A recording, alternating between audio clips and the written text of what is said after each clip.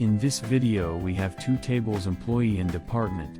We have employee ID and department ID, and department ID is used as foreign key.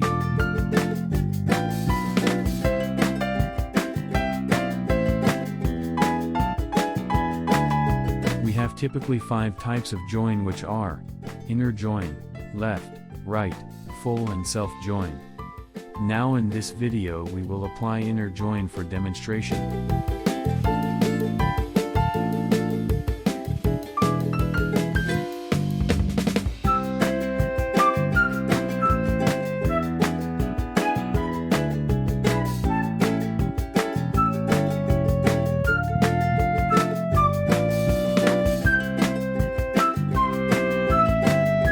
We select the two tables and select required columns. Now run this. As we can see here, it compares all attributes.